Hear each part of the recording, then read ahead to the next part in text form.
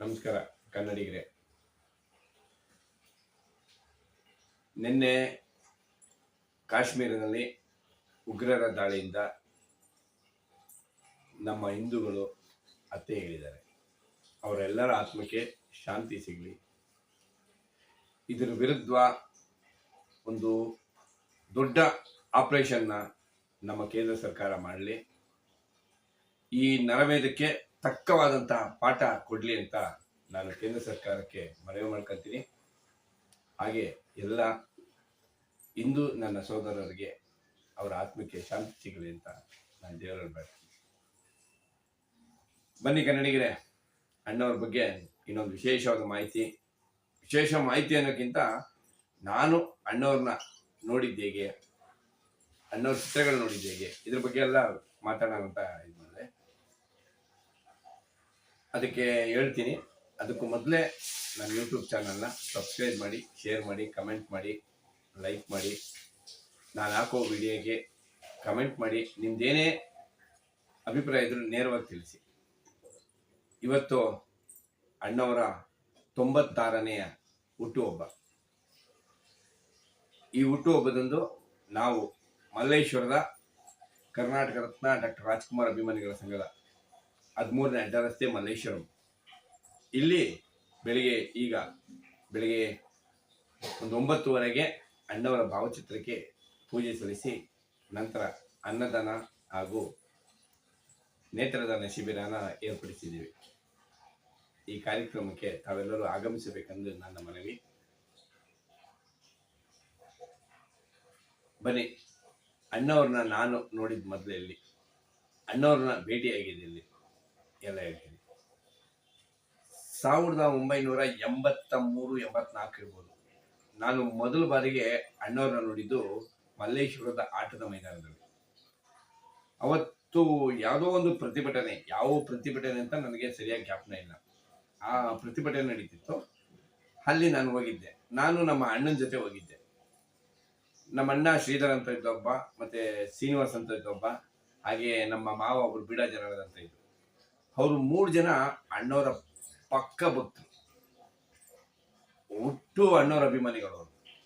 ಅವ್ರ ಜೊತೆ ಹೋಗಿ ನಾವು ಅಣ್ಣವರ ಅಭಿಮಾನಿ ಆಗ್ಬಿಟ್ಟು ಪ್ರತಿಯೊಂದು ಜಾಗ ಅಣ್ಣವ್ರ ಪಿಕ್ಚರ್ ಯಾವ್ದಾದ್ರು ನಮ್ಮನ್ನು ಕರ್ಕೊಂಡು ಹೋಗೋರು ಚಿಕ್ಕ ಹುಡುಗರಿದ್ದಾಗ ನಾವು. ಹಾಗೆ ಹೋಗ್ತಾ ನಾವು ಅಣ್ಣವ್ರ ಅಭಿಮಾನಿ ಆದ್ರು. 83ರಲ್ಲಿ ನಾನು ನಮ್ಮ ಅಣ್ಣನ ಜೊತೆ ಹೋಗಿದ್ದಾಗ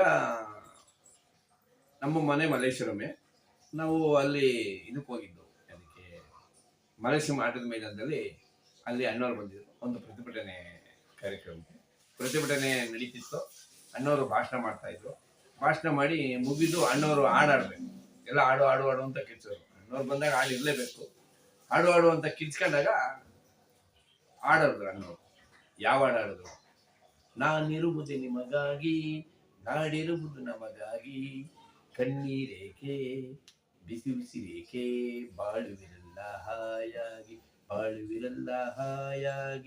ಈ ಹಾಡಾಡಿದ್ರು ನೋಡಿ. ಅಣ್ಣವ್ರು ಇರೋದೇ ನಮಗಾಗಿ ಅಂತ ಹೇಳಿದ್ರು. ನಾನು ಮೊದಲು ನೋಡ್ಬೇಕಾದ್ರೆ ಈ ಹಾಡು ಆಡ್ತಾ ಇದ್ರು ಅಣ್ಣವ್ರು. ಹೇಗಿದೆ ನೋಡಿ, ಅಣ್ಣವ್ರು ಇರೋದೇ ನಮಗಾಗಿ ಅಂತ. ನಾನು ಅವ್ರನ್ನ ನೋಡ್ತಾ ಇರೋದೇ ಆ ಹಾಡು ಆಡ್ತಾ ಇದ್ರು. ಅಲ್ಲಿ ನೋಡಿದೆ ನಾನು ಅವ್ರನ್ನ ಫಸ್ಟ್.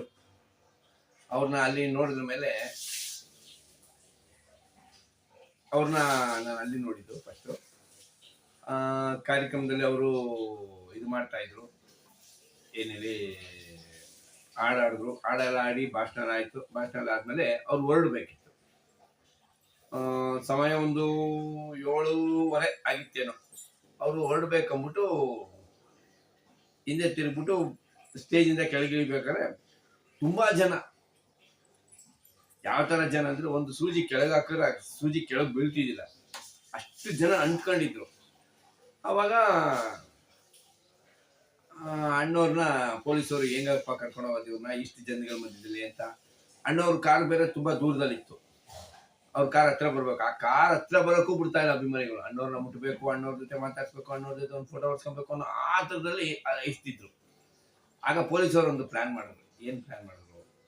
ಅಣ್ಣವ್ರನ್ನ ಜೀಪಲ್ಲಿ ಕರ್ಕೊಂಡು ಹೋಗ್ಬಿಡೋಣ, ಪೊಲೀಸ್ ಜೀಪಲ್ಲಿ ಅಲ್ಲಿವರೆಗೂ ಕರ್ಕೊಂಡು ಹೋಗ್ಬಿಟ್ಟು ಆಮೇಲೆ ಅವ್ರ ಕಾರಲ್ಲಿ ಹತ್ತಿಸ್ಬಿಡೋಣ ಅಂದ್ಬಿಟ್ಟು ನೋಡಿ ಅಣ್ಣವ್ರನ್ನ ಸುಮ್ಮನೆ ಹಂಗೆ ಜೀಪಲ್ಲಿ ಹತ್ತಿಸಿದ್ರು ಅಷ್ಟೇ.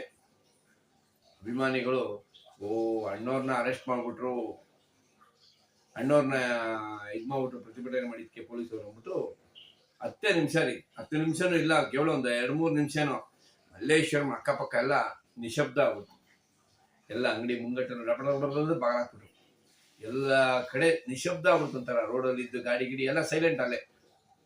ಆಮೇಲೆ ಅಣ್ಣವರು ಇಲ್ಲಪ್ಪ ನನ್ನೇನು ಅರೆಸ್ಟ್ ಮಾಡಿಲ್ಲ ಅವರು, ಅವ್ರ ಕಾರಲ್ಲಿ, ನನ್ನ ಕಾರ್ ಅಲ್ಲಿದೆ, ನಾನು ಹೋಗಕ್ಕೆ ಇದಾಗ್ತದೆ, ಅಭಿಮಾನಿಗಳೇ ಯಾರು ಶಾಂತವಾಗಿರಿ ಅಂತೆಲ್ಲ ಕೈ ಮುಗಿದ ಮೇಲೆ ಅಲ್ಲಿಗೆ ಸಮಾಧಾನ ಆದ್ರು ಅಭಿಮಾನಿಗಳು.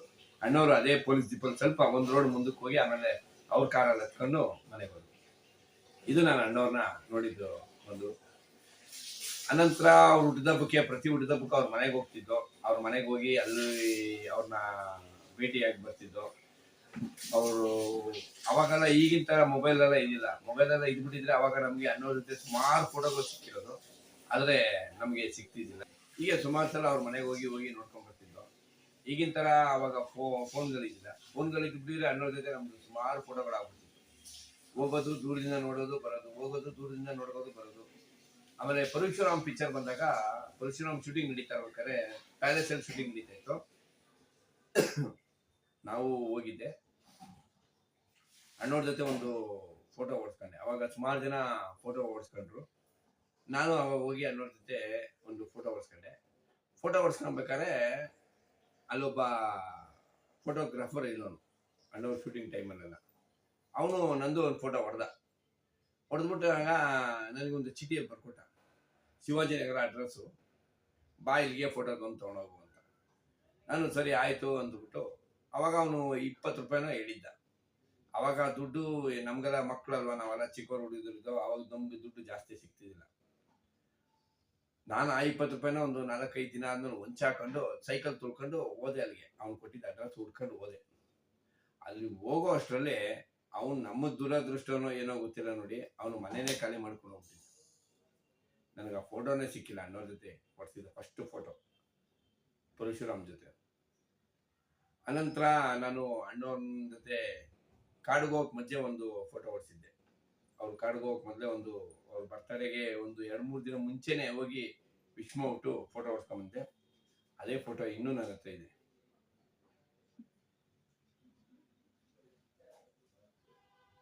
ಇವತ್ತಿಗೂ ನನ್ನ ಜೊತೆ ಆ ಫೋಟೋ ಇದೆ. ನನ್ನ ಫೇಸ್ಬುಕ್ ಪ್ರೊಫೈಲ್ ಪಿಕ್ಚರ್ ಅಲ್ಲಿ, ನಾನು ಫೇಸ್ಬುಕ್ ಓಪನ್ ಮಾಡಿದಾಗ ಈ ಫೋಟೋ ಹಾಕಿದ್ದು ಪ್ರೊಫೈಲ್ ಪಿಕ್ಚರ್ಗೆ, ಇವತ್ತವರೆಗೂ ಅದೇ ಪ್ರೊಫೈಲ್ ಪಿಕ್ಚರ್ ಇದೆ, ನಾನು ಚೇಂಜ್ ಮಾಡಲೇ ಇಲ್ಲ, ಇವಾಗಲೂ ನನ್ನ ಜೊತೆ ಇದೆ. ಹೀಗೆ ಅಣ್ಣವ್ರ ಜೊತೆ ಅವರು ಬರ್ತಡೇ ಟೈಮು, ಮತ್ತೆ ಅವ್ರ ಫಿಲಮ್ಗಳು ರಿಲೀಸ್ ಆದಾಗ ಹೋಗ್ತಿದ್ದೋ, ಕಟೌಟ್ಗೆ ಹಾರ ಹಾಕ್ತಿದ್ದೋ. ಆಮೇಲೆ ಹಾಲಿನ ಅಭಿಷೇಕ, ಕಟೌಟ್ಗೆ ಹಾರ, ಹೀಗೆ ಜೊತೆ ಸ್ವೀಟ್ ಹಂಚೋದು, ಅವ್ರ ಬರ್ತಡೇ ಟೈಮಲ್ಲಿ ಸ್ವೀಟ್ ಹಂಚೋದು ಎಲ್ಲ ಮಾಡ್ತಿದ್ದೋ. ಆಮೇಲೆ ನಾನು ನಮ್ಮ ಅಣ್ಣನ ಜೊತೆ ಎಲ್ಲ ಅವಾಗೆಲ್ಲ ಪಿಕ್ಚರ್ಗೆ ಹೋಗ್ತಾ ಇರ್ಬೇಕಾದ್ರೆ ಒಂದ್ಸಲ ನಾನಿನ್ನ ಮರೆಯಲಾರೆ ಪಿಕ್ಚರ್ಗೆ ಹೋಗಿದ್ದು, ಮೇನಕ ಥಿಯೇಟರ್ಗೆ. ಥಿಯೇಟ್ರು ಒಳಗಡೆ ಪಿಕ್ಚರ್ ಇನ್ನೂ ಸ್ಟಾರ್ಟ್ ಆಗಿಲ್ಲ, ಥಿಯೇಟ್ರು ಒಳಗಡೆ ಹೋಗಿದ್ದೀವಿ, ಅಲ್ಲಿಂದ ವಿಸಿಲ್ ಹೊಡಿಯೋ ಸ್ಟಾರ್ಟ್ ಆಗಿದ್ದು. ಪಿಕ್ಚರ್ ಎಂಡ್ ಆಗಿ 4 ಗಂಟೆ ಶೋ, ರಿಲೀಸ್ ಅಲ್ಲಿ, ಮೊದಲನೇ ರಿಲೀಸ್ ಅಲ್ಲ, ಪಿಕ್ಚರ್ ಎಂಡ್ ಆಗಿ ಜನ ಆಚೆ ಬರ್ತಾ ಇದ್ರು, ಆ ವಿಸಿಲ್ ಸೌಂಡ್ ಹಂಗೆ ಇತ್ತು, ಕಮ್ಮಿನೇ ಆಗಿಲ್ಲ. ವಿಸಿಲ್ ಹೊಡಿತಾನೇ ಇದ್ರು ಅಭಿಮಾನಿಗಳು, ಅಷ್ಟು ವಿಸಿಲು, ಕಟೌಟ್ ತುಂಬಾ ಹಾರಗಳು. ಆ ಒಂದು ಕ್ರೇಜು, ಆ ಒಂದು ಇದು ತುಂಬಾ ಅದ್ಭುತ. ಆಮೇಲೆ ಜೀವನ ಚೈತ್ರ ಬಿಡುಗಡೆ ಆದಾಗ ಅವಾಗ ಒಂದು ಅದ್ಭುತವಾದ ಮೆರವಣಿಗೆ, ಅದರಲ್ಲೂ ನಾನು ಹೋಗಿದ್ದೆ ಮೆರವಣಿಗೆಗೆ. ಹೀಗೆ ಅಣ್ಣವ್ರನ್ನ ನಾವು, ನಮ್ಮ ಮಾವ, ನಮ್ಮ ಅಣ್ಣಂದಿರ ಇದರಿಂದ ನಮಗೂ ಅಣ್ಣವ್ರ ಅಭಿಮಾನ ಬಂತು. ಹಾಗೆ ನಾವು ಮುಂದುವರ್ಸ್ಕೊಂಡು ಅವರ ಚಿತ್ರಗಳನ್ನ ಮೊದಲೇ ದಿನ ಹೋಗಿ ನೋಡೋದು, ಮತ್ತೆ ರಿಲೀಸ್ ಆಗಿ ಚಿತ್ರಗಳಿಗೆ ಹಾರ ಹಾಕೋದು, ಇದೆಲ್ಲ ಮಾಡ್ಕೊಂಡು ನಾವು ಕೆಲವು ಸಂಘ ಸಂಸ್ಥೆಯಲ್ಲಿ ಇದ್ದು ಮಾಡ್ಕೊಂಬಂದೆ. ನಾನು 95ನೇ ಇಸ್ವಿಯಲ್ಲಿ ನಮ್ಮ ಮಲ್ಲೇಶ್ವರದ 13ನೇ ರಸ್ತೆಯಲ್ಲಿ ಅಣ್ಣವ್ರ ಹೆಸರಲ್ಲಿ ಒಂದು ಸಂಘ ಕಟ್ಟಿದೆ, ಕರ್ನಾಟಕ ರತ್ನ ಡಾಕ್ಟರ್ ರಾಜ್ಕುಮಾರ್ ಅಭಿಮಾನಿಗಳ ಸಂಘ ಅಂತ. ಈ ನವೆಂಬರ್ಗೆ ಆ ಸಂಘ ನಾನು ಕಟ್ಟಿ 30 ವರ್ಷ ಆಗತ್ತೆ. 30 ವರ್ಷದಿಂದನೂ ಕನ್ನಡ ರಾಜ್ಯೋತ್ಸವ ಮಾಡ್ಕೊಂಡ್ ಬಂದಿದ್ದೀನಿ. ಅಣ್ಣವ್ರು ಹುಟ್ಟಿದಬ್ಬ ದಿನ ಅಲ್ಲಿ ಒಂದು ಅಣ್ಣವ್ರೊಂದು ಭಾವಚಿತ್ರ ಇಟ್ಟು ಒಂದು ಪೂಜೆ ಮಾಡಿ ಅನ್ನದಾನ ನಾನು ಅಲ್ಲಿ ಮಾಡಿಸ್ಕೊಂಡು ಬಂದಿದ್ದೀನಿ. ಎಲ್ಲರಿಗೂ ಅಣ್ಣವರ ಹುಟ್ಟುಹಬ್ಬದ ಆರ್ಥಿಕ ಶುಭಾಶಯಗಳು. ಈ ನಾಡಿನ ಅಸ್ಮಿಯತೆ, ಈ ನಾಡಿನ ಶಕ್ತಿ, ಅವರ ಒಂದೊಂದು ಪ್ರತಿ ಚಿತ್ರದಲ್ಲೂ ನಮಗೆ ಒಂದೊಂದು ಪಾಠಗಳಾಗಿತ್ತು. ಸ್ಕೂಲಲ್ಲಿ ನಮಗೆ ಪಾಠ ಹೇಳ್ಕೊಟ್ಟಿದ್ದಾರೋ ಇಲ್ವೋ ನಮ್ಗೆ ಗೊತ್ತಿಲ್ಲ. ಸ್ಕೂಲಲ್ಲಿಗಿಂತ ಕಲ್ತಿರೋಕ್ಕಿಂತ ನಾವು ಅಣ್ಣವ್ರ ಚಿತ್ರಗಳನ್ನ ನೋಡೇ ಕಲ್ತಿರೋದು. ಆ ಚಿತ್ರಗಳನ್ನ ನೋಡಿ ಕಲ್ತು ನಾವಿವತ್ತು ಬದುಕನ್ನ ನಡೆಸ್ತಾ ಇದ್ವಿ. ಅಂತ ಒಂದು ಅದ್ಭುತ ನಟ. ಈ ನಾಡಿನ ಒಂದು ಅಸ್ಮಿಯತೆ, ಈ ನಾಡಿನ ಒಂದು ಶಕ್ತಿ, ಈ ನಾಡಿನ ಒಂದು ಅವಿಭಾಜ್ಯ ಅಂಗ. ಅವರ 96ನೇ ಹುಟ್ಟುಹಬ್ಬದ ಈ ಶುಭ ಸಂದರ್ಭದಲ್ಲಿ ಅವರ ಆಶೀರ್ವಾದ ನಮ್ಮ ಮೇಲೆ ಇರಲಿ. ಅವರ ಒಂದು ಶಕ್ತಿ ನಮಗೆ ಕರುಣಿಸಲಿ. ಅವರು ಕೊಡೋ ಶಕ್ತಿಯಿಂದ ನಾವು ಕನ್ನಡ ನಾಡನ್ನು ಇನ್ನೂ ಸಮೃದ್ಧವಾಗಿ ಬೆಳೆಸೋಣ ಅಂತ ಹೇಳ್ತಾ ನಾನು 2 ಮಾತು ಮುಗಿಸ್ತಾ ಇದ್ದೀನಿ. ಮತ್ತೆ ನಿಮ್ಮೆಲ್ಲರಿಗೂ ಅಣ್ಣವರ 96ನೇ ಹುಟ್ಟುಹಬ್ಬದ ಶುಭಾಶಯಗಳು. ದಯವಿಟ್ಟು ನನ್ನ ಚಾನಲ್ನ ಸಬ್ಸ್ಕ್ರೈಬ್ ಮಾಡಿ, ಶೇರ್ ಮಾಡಿ, ಕಮೆಂಟ್ ಮಾಡಿ, ಲೈಕ್ ಮಾಡಿ. ನಿಮ್ಮ ಅಭಿಪ್ರಾಯ ಏನೇ ಇದ್ರೂ ತಿಳಿಸಿ, ನಾನು ಅದನ್ನು ತಗೊಳ್ತೀನಿ. ಹೀಗೆ ಅಣ್ಣವರು ಮತ್ತು ಕನ್ನಡದ ಬಗ್ಗೆ ಈ ಚಾನಲ್ನಲ್ಲಿ ನಾನು ಬರ್ತಾ ಇರ್ತೀನಿ. ನೋಡಿ ಆಶೀರ್ವದಿಸಿ. ಸಿರಿಗನ್ನಡಂ ಬಾಳ್ಗೆ, ಸಿರಿಗನ್ನಡಂ ಬಾಳ್ಗೆ. ಜೈ ಕರ್ನಾಟಕ ಮತ್ತೆ ಜೈ ಡಾಕ್ಟರ್ ರಾಜ್ಕುಮಾರ್.